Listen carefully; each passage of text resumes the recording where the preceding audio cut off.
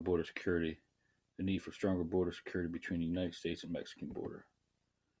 Table of contents will be the U.S. and Mexican border demographics, violent crimes and criminals, drug smuggling, drug cartel activity, the care and treatment of detainees, a couple counterclaims, filing references.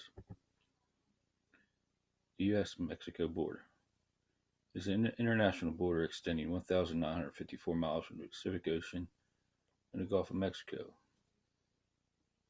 It passes through many different types of land, mainly urban areas, deserts, woodlands, and some few swamps. It is most frequently crossed border in the world, with up to 350 million documented crossings annually, with numerous illegal crossings as well.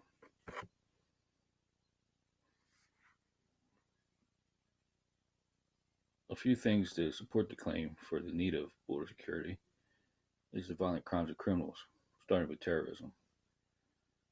There's terrorists that have links to ISIS and Al Qaeda. Muslim extremists coerce the Latin Americans to aid them with getting contraband and weapons across the border. In a year's time, there has been 4,585 individuals apprehended with proven terrorist group ties. Weapons smuggling has also been an issue. These weapons can range from weapons of mass destruction, military-grade weapons just like grenades, rocket launchers, and things of that nature. The terrorist ties have been documented as Afghanistan, Iran, Pakistan, Somalia, and Syria.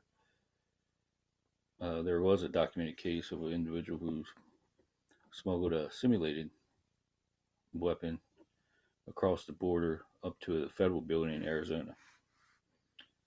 Puts it in perspective.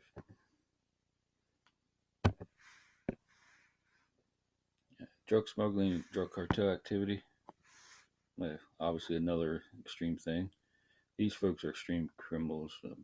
Their records would come from murder, trafficking of weapons, money laundering, kidnapping, drug trafficking, and even bribery. Border Patrol has seized up to 5,000 kilograms and 400,000 of illicit currency in a single day. The drugs that are seized can range from heroin, cocaine, methamphetamines, and a staggering statistic will be that 80 or 90% of all cocaine that enters the U.S. enters through this border. In the same time frame, about 9,000 murders were documented in the surrounding cities of this border.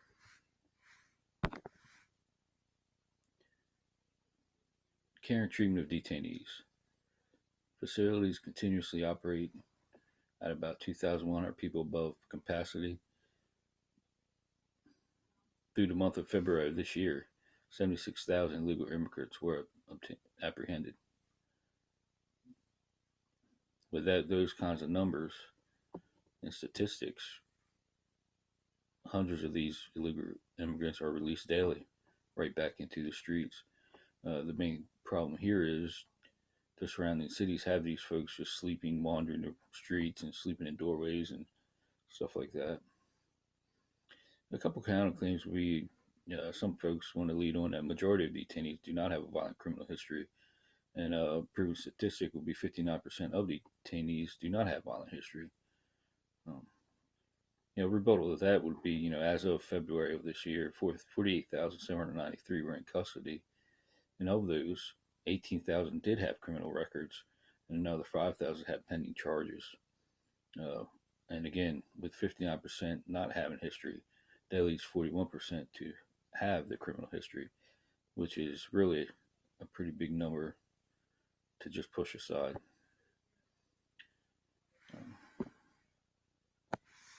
Physical constructed wall would pass through 6 different types of ecosystems. This is, a negative for some folks.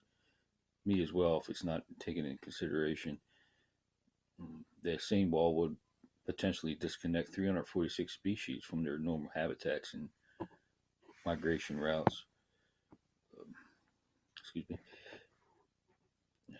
Rebuttal to that would be the wall would not be needed for the entire 1,954 miles of border, just where the high occupancy areas are in the traffic areas.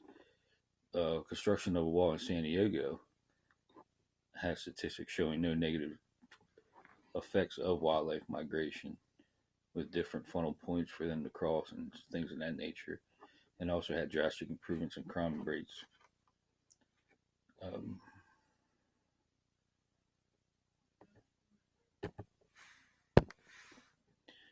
Here's a few reference for you. Move this around so you can check them all out.